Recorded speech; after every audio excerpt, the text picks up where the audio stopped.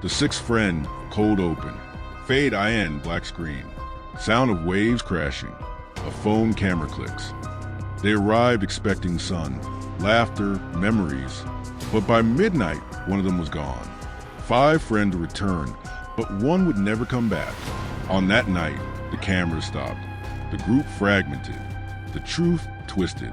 This is the story of a vacation that had secrets and of a disappearance that uncovered them. Stay until the end. Some truths are meant to be buried, others to be uncovered. Cut to shaky phone footage of 6 friends arriving at a beach house, luggage in hand, golden hour lighting. June 14, 2019. 6 college friends rent a beach house in Crystal Cove for what should have been the perfect weekend. Maya holding a camera, smiling. Maya Chun, 23, the organizer, the photographer, the one who documented everything. She'd been planning this trip for months, a celebration before everyone scattered across the country for their careers. One last weekend before real life began. Jake at graduation. Jake Morrison, 24, Maya's boyfriend of 2 years. Pre-med student with a spotless record, the dependable one, the one everyone trusted. Sasha and Maya laughing together. Sasha Williams, 22, Maya's roommate since freshman year. Best friends, inseparable until they weren't. Devin making a silly face. Devin Park, 23, the joker, the life of every party. But those who knew him well saw the cracks behind the smile. Emma in business attire. Emma Torres, 24, the success story. Fresh job offer at a Fortune 500 company. Everything going right, everything to lose. Tyler looking uncomfortable at the camera. And Tyler Chun, 21, Maya's younger brother. The last minute addition. The one who insisted on coming even though Maya said the house was already full. The arrival. Social media posts, Instagram stories from that day. Filtered, happy, perfect. The house was everything Maya had promised. 3 bedrooms, ocean view, private beach access. Instagram stories flooded in that first afternoon. 6 friends. Sunset. Paradise. The perfect weekend captured in perfect squares. But social media only shows what we want others to see. The camera captured smiles. It didn't capture the argument in the kitchen at 4 p.m. when Jake found Maya crying in the pantry. It didn't capture Emma and Devin in the driveway, speaking in urgent whispers. It didn't capture Sasha deleting text messages on her phone. And it didn't capture Tyler, watching all of them from the upstairs window. Friday night began like any vacation should. Takeout Thai food, card games on the deck, music drifting over the ocean. But sometime between sunset and midnight, something changed. By 10 p.m., the laughter had stopped. Maya sat at the dinner table, barely touching her food, checking her phone obsessively. When Jake asked if she was okay, she said she was fine. But everyone at that table knew she wasn't. At 10:47 p.m., Maya stood up from the table and walked to her room. She didn't say goodnight. She didn't explain. She just left. At 11:15 p.m., Ray's voices echoed from the master bedroom. Neighbors would later report hearing arguing, though they couldn't make out the words. At 11:32 p.m., a door slammed. At 11:47 p.m., security camera footage from a neighboring property captures Maya Chun walking down the beach path alone. She's wearing a white sundress. Her hair is loose. She's barefoot, and she's not carrying her phone. She would never be seen again. When the sun rose on Saturday, June 15th, Maya's bed was empty.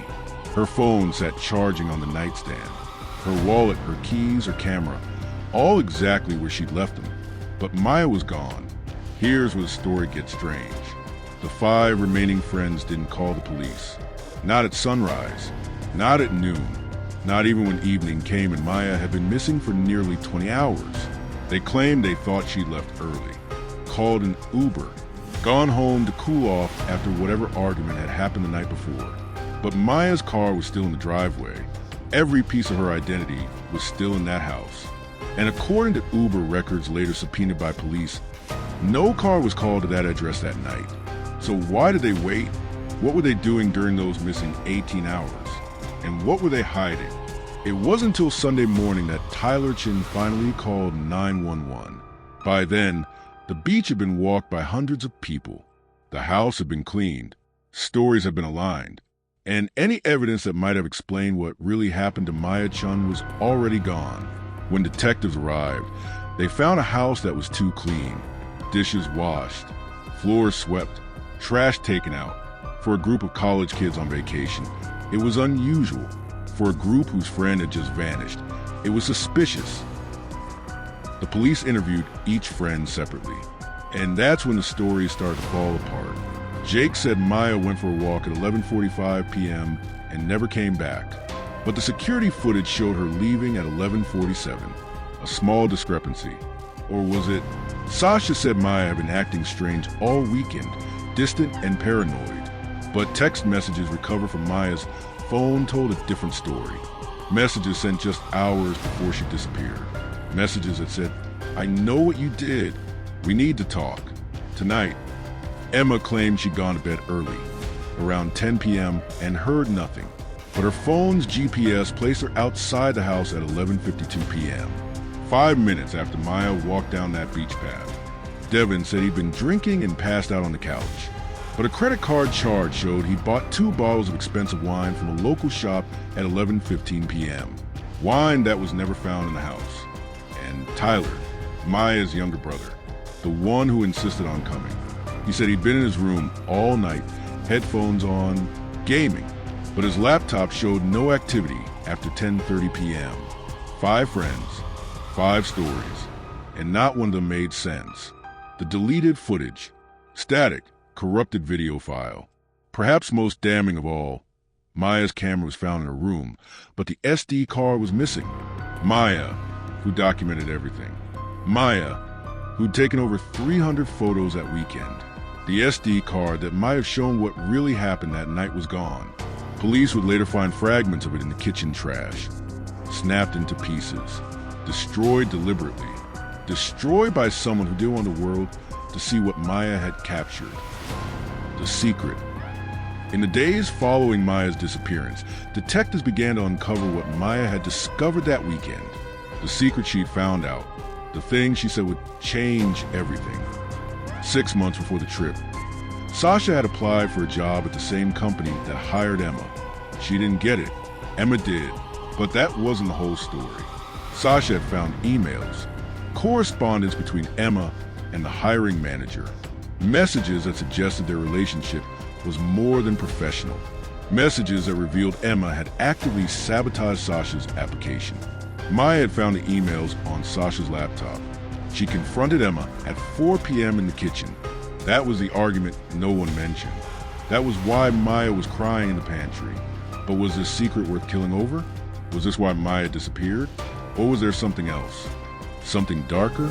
Something the other 3 friends knew but wouldn't say? Unanswered questions. Missing person posters. Search parties. Maya's family holding photos. For years have passed since Maya Chun walked down that beach path. For years of searches that found nothing. For years of questions with no answers. Her body has never been found. No physical evidence of foul play was ever discovered. The 5 friends who returned from that weekend have all moved on with their lives. Some have stayed in touch. Others have cut all contact. None of them speak about that night publicly anymore. Jake Morrison graduated medical school. He's engaged now to someone new. He's never spoken Maya's name in an interview. Sasha Williams moved across the country, changed her phone number, deleted all her social media. She's disappeared from public life almost as completely as Maya did. Emma Torres left her Fortune 500 job 6 months after the incident. She works at a nonprofit now, lives quietly, refuses all interview requests. Devin Park spent 2 years in therapy. He's the only one who's spoken publicly, saying on a podcast last year, "We all have guilt about that night, all of us, but guilt isn't the same as guilt." And Tyler Chun, Maya's brother, the last person who should have kept secrets. He lives alone now, doesn't speak to his parents. In the one interview he gave, he said only, "I wish I'd never gone on that trip. I wish I'd stayed home." Some things, once you see them, you can't unsee. The truth, They arrived expecting sun, laughter, memories, but by midnight, one of them was gone. 5 friends returned, but one would never come back. What happened to Maya Chun? Was it an accident? A tragedy that spiraled into a cover-up? Or was it something more sinister? Something planned? The camera stopped recording at 11:47 p.m. The group fragmented the moment police arrived, and the truth twisted into 5 different versions of the same night. But somewhere in those contradictions, in those deleted messages and destroyed evidence, in those 18 hours of silence before the 911 call, somewhere in there lies the answer. Maya Chun wanted to uncover the truth that weekend. Instead, she became a mystery herself. And 4 years later, that mystery remains unsolved. If you have any information about the disappearance of Maya Chun, please contact Crystal Cove Police Department. A $100,000 reward is being offered for information leading to her location.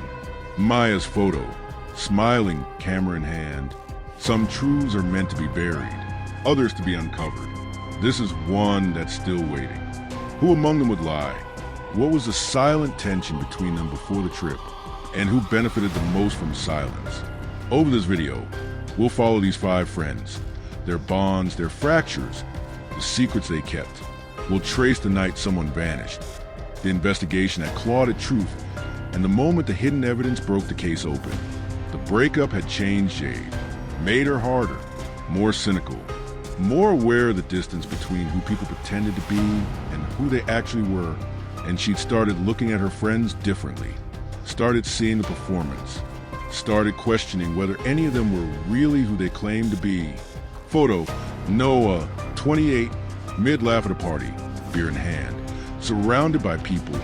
Noah Park, jovial, energetic, the life of every gathering. At 28, he worked in marketing for a startup in Austin, a job that paid well when the company had funding and barely paid at all when it didn't. Noah was the friend who could turn a quiet dinner into a party, who remembered everyone's birthday, who told stories that made your stomach hurt from laughing. But comedy often masks pain, and behind Noah's constant cheerfulness was a crisis he'd been hiding for 18 months. The debt had started small, a few bad investments, some credit card spending that got out of hand. Then his roommate moved out unexpectedly, leaving Noah with double rent. Then his company delayed bonuses. Then his car needed repairs. Then his mother needed help with medical bills. And suddenly Noah was drowning, moving money between credit cards, taking out loans to pay off loans, smiling through panic attacks in restaurant bathrooms. By the time the trip came around, Noah owed $63,000. He'd maxed out 5 credit cards. He'd borrowed money from 2 friends, not in this group, they didn't know, and hadn't paid them back. He'd started looking at his bank account with the kind of dread usually reserved for medical diagnoses. And he was running out of options. His parents didn't have money to help. His credit score had tanked. Collection agencies were calling. His landlord was threatening eviction. Noah had researched bankruptcy. He'd researched running away, starting over somewhere new with a fake identity. He'd even, in his darkest moments, researched life insurance policies and whether they paid out for accidents. The vacation was supposed to be a break from the stress. But Noah had a different plan. He decided this trip would be his last with these friends, not because he was ending his life. He didn't have the courage for that, but because after this trip, he was disappearing, moving somewhere remote, cutting contact, starting over as someone new, someone without debt, someone without the crushing weight of failure. He hadn't told anyone. He just smiled and packed his bag and prepared to say goodbye without saying the word. The history, montage, college years, parties, study groups, graduation, moving apart. They'd known each other since college. A shared freshman dorm hallway that became the foundation for 8 years of friendship. They'd taken classes together, pulled all-nighters before exams, fueled by pizza and panic. Road trip to concerts and beaches, and nowhere in particular. Celebrated birthdays and job offers and engagements. Stood as witnesses at each other's important moments. But college friendships are preserved in amber, frozen in a time before real life complicates things, before distance and careers and new relationships dilute what was once effortless intimacy. Over time, life had pulled them in different directions. Seattle, Philadelphia, Austin, Boston, San Francisco. 5 different cities, 5 different lives. The group chat that once exploded with dozens of messages daily had slowed to a trickle. Birthday wishes, major life updates, links to articles nobody had time to read. The easy spontaneity of college had been replaced by the careful scheduling of adulthood. Every hangout required coordinating 5 calendars. Every phone call was prefaced with, "I know you're busy, but..." They'd gone from seeing each other daily to seeing each other twice a year, if they were lucky. And each time they reunited, there was a period of adjustment, a reminder that they'd accumulated months of experiences the others hadn't witnessed. Inside jokes that needed explanation, references to people the others had never met. The friendship was still there, but it required more effort now, more translation, more pretending that nothing had changed when everything had. This vacation was their attempt to reconnect, to recapture something they'd lost, to prove that distance and time hadn't eroded what they'd built. Ethan had pitched it 6 months earlier in a long, heartfelt message in their group chat. "We're not getting any younger," he'd written. "Life keeps getting busier. If we don't do this now, we might never do it. Let's give ourselves one perfect week. Just the 5 of us. Like old times." Everyone had agreed, enthusiastically at first, then with increasing reservations as the trip drew closer. But they'd all committed. They'd all taken the time off work. They'd all bought plane tickets and packed bags and prepared to spend 7 days in a remote mountain cabin with no cell service and nothing to do but remember who they used to be. None of them realized they'd be spending that week discovering who they'd become instead. The tensions. Fade-to-o. Text message exchanges, increasingly terse and awkward. But beneath the laughter and the selfies and the carefully curated social media posts announcing their reunion, tensions loomed. Resentments that had been simmering for years. Secrets that had been carefully guarded. Fractures that had been plastered over but never healed. Backstory. Close-up. Bank statement showing negative balance. Noah's finances were shaky. More than shaky, they were catastrophic. And the trip was expensive. The cabin rental alone was $400 per person. Then there was a flight, the rental car, the food and alcohol, the activities Ethan had planned. By the time Noah added it up, he was looking at nearly $1,000 he absolutely did not have. He'd put it all on credit cards, cards that were already maxed out, cards he had no plan to pay off. Because in Noah's mind, this money didn't matter. He was disappearing after the trip anyway. What did debt matter to a ghost? But the others didn't know that. They just knew Noah seemed stressed about money, that he'd hesitated when Ethan sent the Venmo request for the cabin deposit, that he'd suggested maybe they could find somewhere cheaper, that when they'd gone shopping for supplies the first day, Noah had put back the expensive cheese and the craft beer and opted for generic versions. Lena had noticed. She pulled Noah aside and quietly offered to cover some of his costs. Noah had refused, too proud to accept charity, even from someone as generous as Lena. But the offer had made something twist in his chest. Shame, gratitude, resentment that he needed help at all. Photo. Jade alone in a coffee shop, staring at her phone. Jade had recently broken up with someone. The someone was named Alex. They'd been together for 2 years. They'd talked about marriage, about moving in together, about building a life. And then Jade had discovered that Alex had been lying about everything. The job Alex claimed that didn't exist. The family Alex described wasn't real. The past Alex had shared was fiction. Alex wasn't even Alex's real name. Jade had uncovered it accidentally. A piece of mail addressed to a different name. A Google search that revealed nothing where there should have been a digital footprint. A confrontation that led to more lies. Then finally a confession. Alex was running from something, or someone, and Jade had been part of the cover, a prop in someone else's escape. The betrayal had shattered something in Jade, her ability to trust, her belief that people were fundamentally knowable. She'd spent 2 years with someone and never known them at all. What did that say about her judgment? What did that say about anyone's ability to truly know another person? She'd started looking at her friends with new eyes, started questioning the narratives they presented, started wondering what they were hiding. And the more she watched, the more inconsistencies she noticed, the more she realized that everyone was performing, everyone was curating, everyone was showing only the parts of themselves they wanted seen. Jade had started writing a book, a novel, she told people, but it wasn't fiction. It was about her friends, thinly veiled versions of them, with names changed but details recognizable to anyone who knew them. She'd written about Ethan's need for control, about Lena's exhaustion, about Noah's desperation, about Marcus's secrets. She'd written about things they'd told her in confidence, things they'd assumed would stay private, things they'd never want the world to know. Jade told herself it was art, that writers drew from life, that she was transforming experience into narrative, but there was something vengeful about it too, something that wanted to expose, to reveal, to show that everyone was pretending. She had 300 pages written. She hadn't told her friends, but she'd brought the manuscript with her on the trip to edit, to revise, to finish. She didn't realize how dangerous it was to carry other people's secrets in a suitcase. Screenshot, text message exchange, contact name deleted, messages suggestive and urgent. Marcus had been texting someone late at night, someone whose contact name in his phone was just a letter K.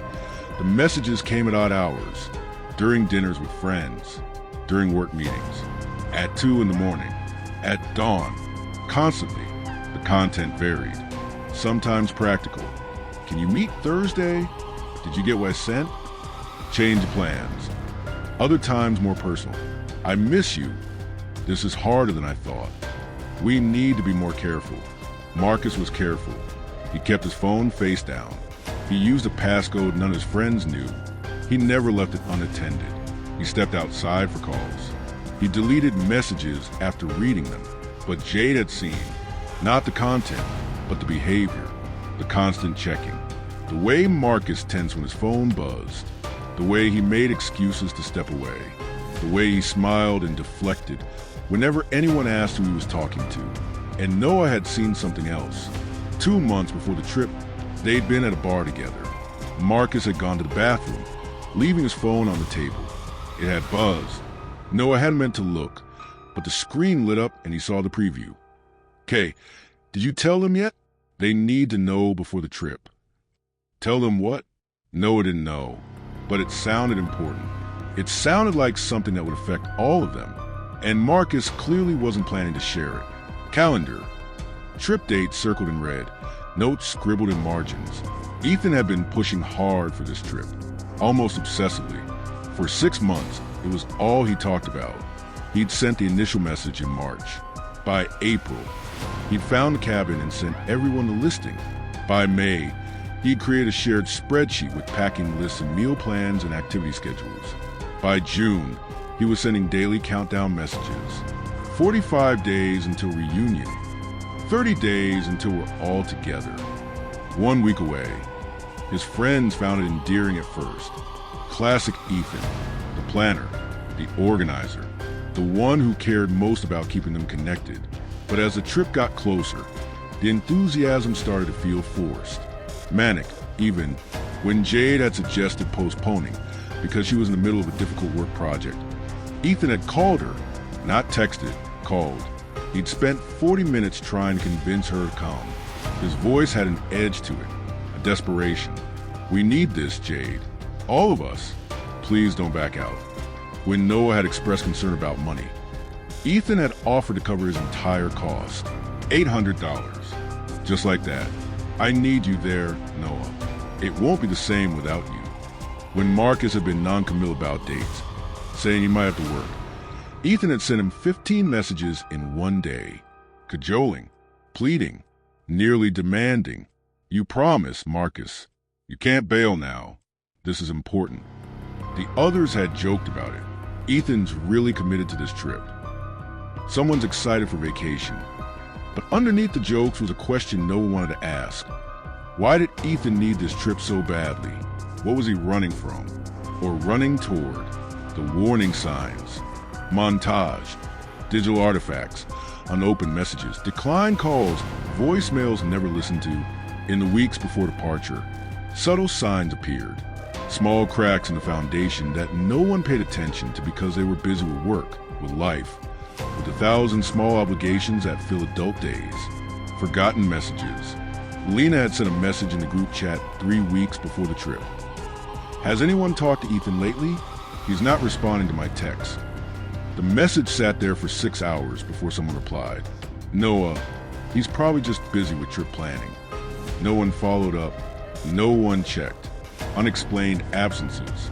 Marcus missed 2 group video calls they'd scheduled to finalize trip details. He said he'd been working late both times. Jade had checked Marcus's company's social media. They'd posted photos from an office happy hour on one of those nights. Marcus was in the background, drink in hand. He hadn't been working late. He'd been lying. Hush phone calls. Noah's roommate would later tell investigators that in the week before the trip, Noah had taken multiple phone calls behind closed doors. Calls that ended with Noah sounding shaken. I just need a little more time, he'd said during one. Please, 2 weeks. I can figure this out in 2 weeks. The roommate didn't know who Noah was talking to, but he knew Noah sounded scared. Photo. Jade's journal, page filled with observations. And Jade had been writing, frantically, pages and pages in her journal and her manuscript. Observations about her friends that grew darker with each entry. Ethan is unraveling. She'd written 2 weeks before the trip. There's something he's not telling us. Something big.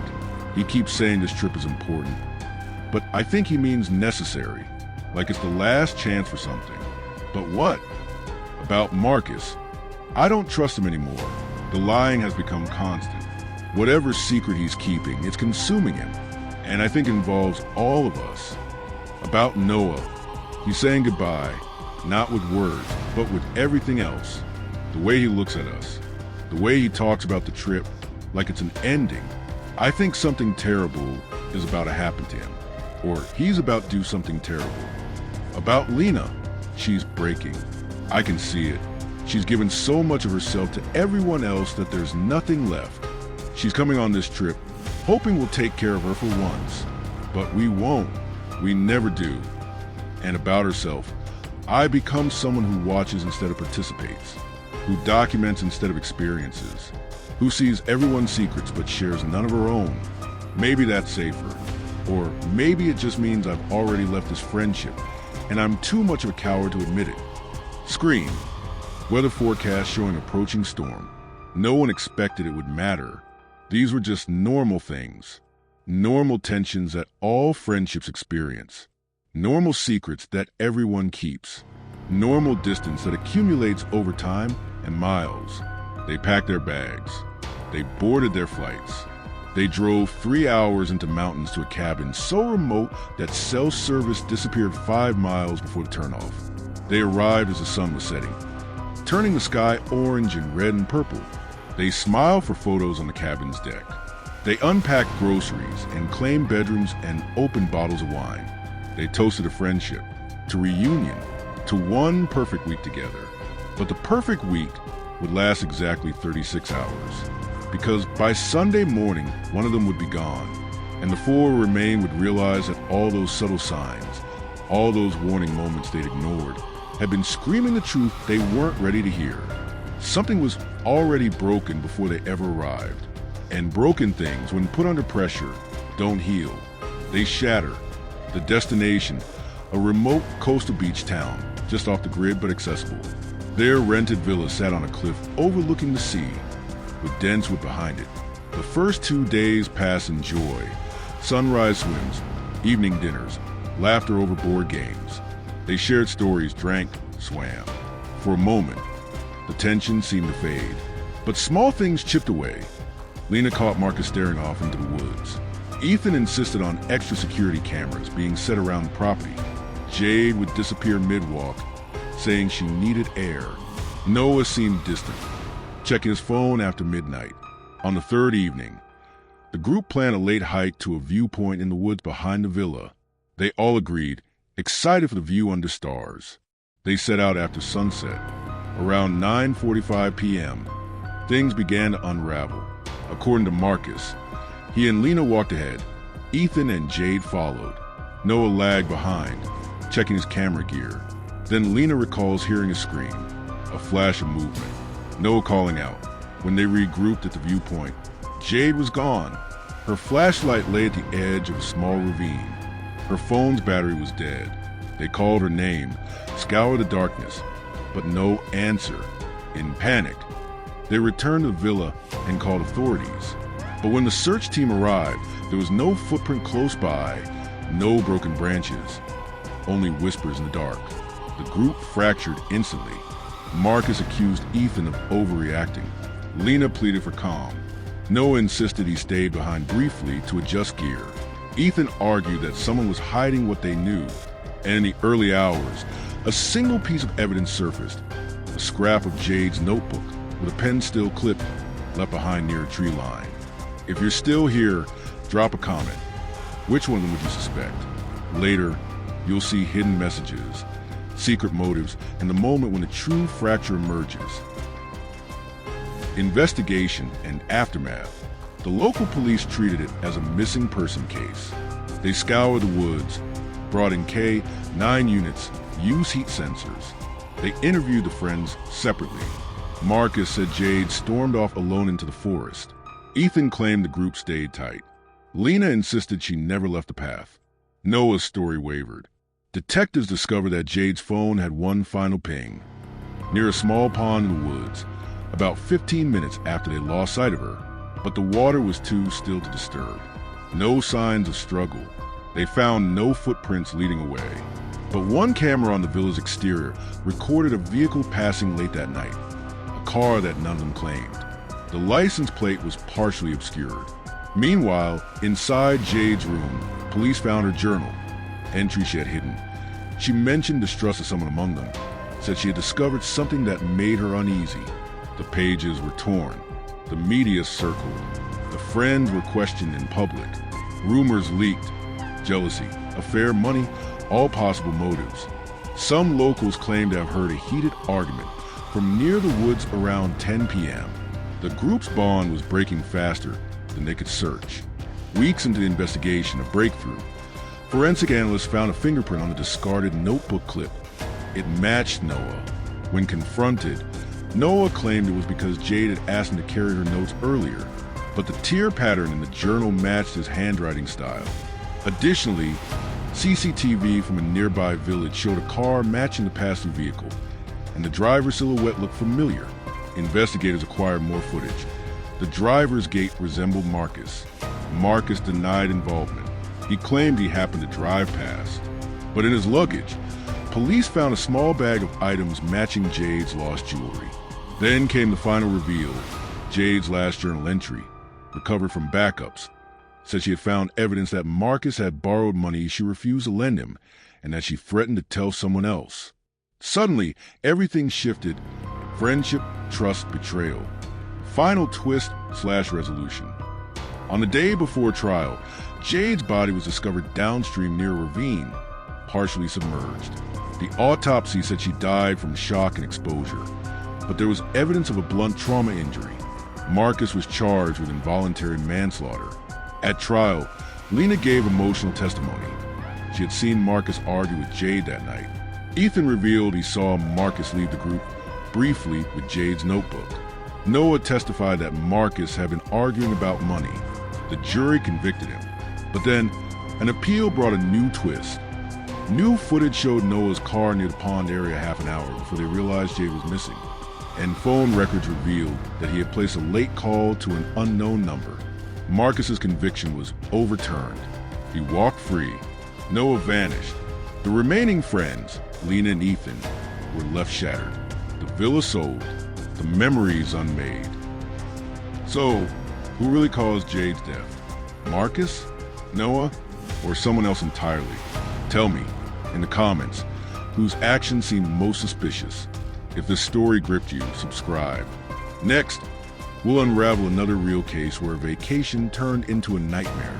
And remember, sometimes the person you least suspect is closest to you, and secrets don't vanish just because someone disappears.